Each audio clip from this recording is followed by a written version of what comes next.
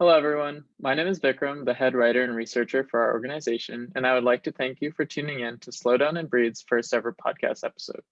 For those of you that don't know, Slow Down and Breathe is a recently created organization dedicated to informing and providing resources to the general public about ways to deal with one's stress and mental health. I'm here today with the founding members of our organization, here to introduce themselves and provide some details about why our organization should matter to you. First, we'll start with Taylor, our CEO.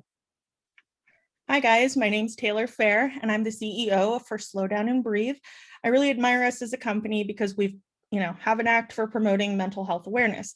I'm personally promoting obesity prevention on my blog to help educate people about the facts and ways to positively make a change. Hi everyone, my name is Erica Martz and I'm the project manager for Slow Down and Breathe. I'm very passionate about advocating for increased education and awareness of mental health, especially focusing on stress as this topic affects people of all backgrounds. In addition to helping create material for our company's blog, I write for my own blog, Sex Ed for All USA, covering topics related to comprehensive and inclusive sex education in the United States. Hi, my name is Rachel Grain and I'm the graphic designer for Slow Down and Breathe. I love working for a company that is so dedicated to helping others and spreading the word about the importance of mental health. Along with my position here, creating and editing content, I also have a personal blog about COVID-19 and mental health. In that blog, I discuss the toll quarantine and social isolation has on our mental health and provide advice for creating a healthy mindset. Hi, my name is Ananya Verma and I am the IT technician for Slow Down and Breathe. Mental health is just as important as physical health, so I love that our company focuses on bringing awareness to that and teaching people how to deal with stress. I also write my own blog called Guide to Eating Disorders, where I talk about types of eating disorders, symptoms, and treatment available to those who are struggling. In the next section of this podcast episode, we will be discussing our personal experiences with stress and the ways we have all learned to manage and reduce our stress level. Personally, I definitely think that the pandemic has changed the way I feel stressed and how I manage my stress levels. Transitioning to online school has been a big challenge for me, especially since I'm doing all of my work at home and don't feel a big distinction from when I'm relaxing at home and when I'm working. I've tried to incorporate a sense of routine into my life in order to combat the stress I've been feeling since the start of COVID-19, including going for daily walks, using a planner to stay on top of work, and establishing boundaries of when I've done enough work and when I can practice self-care. Being mindful about your stress levels and finding balance that works for you is key during this pandemic. Stress has always been a huge part of my life. I think that even from a young age, I put a lot of pressure on myself, which created this cloud of stress that always followed me. I wanted perfect grades and to never make a mistake in a sports game or music lessons. And learning to cope with this stress has been a process, but I'm so glad I'm able to share what I've learned with not only you guys, but with this company. I think that quarantine has taught me the most about stress and how to create a happy and healthy mental space because I have to deal with the fact that a lot is unknown. You can stress about the future, but you really have no idea what can happen.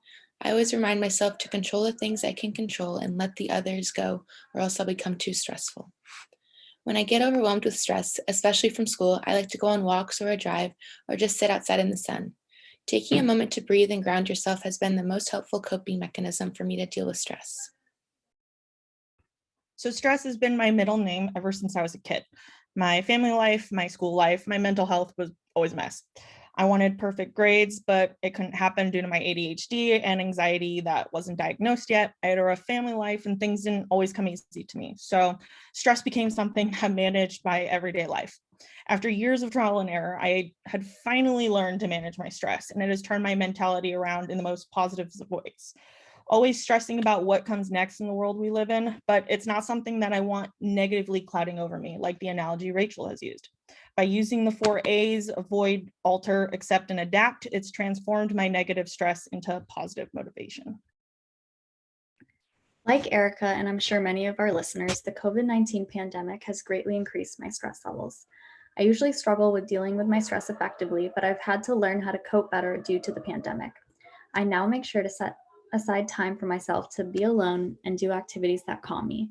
This includes seeing a sunset, going on a run while listening to music, watching a movie with my roommates, and painting. I feel that these activities allow me to relax and forget about what I am stressed about. My mom also sends me links to good meditation sessions on the Calm app.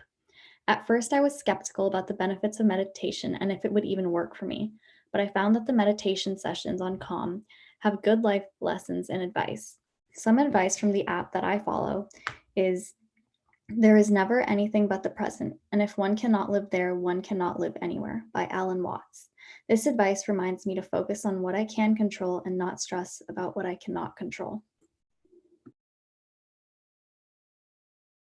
Now we will discuss how our personal blogs relate to stress. So I think sex ed has a reputation that it just teaches about contraceptive use, puberty, and other topics pertaining to sex, but it is so much more. Sex ed teaches a lot of topics that might be a source of stress in adolescence and later in life, such as sexual orientation, body image, relationships, and more. Sex ed teaches skills that can help adolescents become more in touch with their feelings and help to express their emotions more clearly. Skills learned in sex ed can be very impactful and affect decisions made throughout one's life that can contribute to their stress management. Unfortunately, sex ed is really lacking in the United States. We need comprehensive sex ed not only to instill healthy and safe sex beliefs and practices in young adults, but also to teach critical life skills that can affect how people cope with stress and mental health throughout their lives. Quarantine has caused many people added stress with job loss, the uncertainty of the future, and worrying about loved ones. Parents are taking on new roles as teachers, students are managing online classes, and COVID-19 is affecting more people than we could ever have imagined. With lockdown as our new reality for the time being, finding ways to manage stress and unwind is critical to your overall well-being. Finding stress outlets that work, such as walking, podcasts, working out, or even baking, will help you live a healthier and happier life.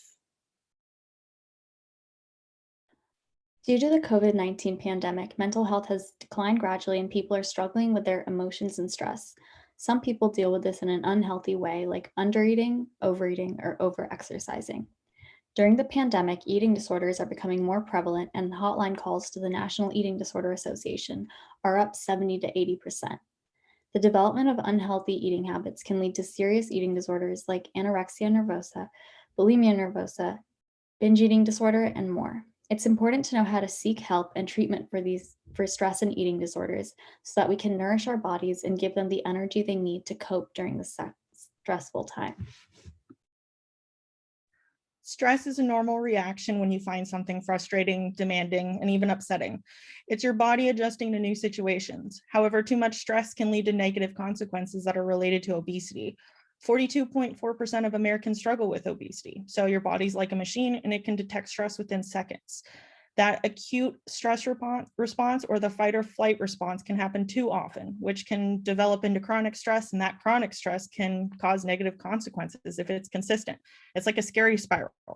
Your body is in constant physical and emotional distress, which drives you into the arms of numerous comfort foods. Other stress-related behaviors that affect weight gain is loss of sleep, exercising less, and drinking more alcohol. Therefore, it's extremely important to manage your stress because those hormones won't stop for anyone or anything when it comes to making more stress hormones. Stress and obesity prevention cross paths when it comes to weight stigma also. Did you know that 7 in 10 obese individuals have dealt with weight stigma in healthcare settings that has led to stress, depression, binge eating, and more? We need to address the stress and anxiety behind obesity prevention because there are mental health issues that affect obesity the most. Mental health is something that not many people know falls within the breadth of health insurance coverage. Many types of health insurance can help cover costs of therapy sessions, pharmacotherapy and drug treatment, as well as other things that people don't think about, such as gym membership, free trials to nutrition programs, and resources to help connect struggling individuals to groups to help with their issues, such as Alcohol Anonymous. Health insurance doesn't just cover physical needs, but also mental ones. Nearly 1 in 5 adults in the United States have mental health issues, and it's extremely important to know what forms of care you have for yourself. We would like to thank you all for tuning in to Slow Down and Breathe's first ever podcast episode. If you have any other questions or would like to share your own experiences with us, please reach out and let us know. Tune in these next coming weeks for another new podcast episode, and thank you so much.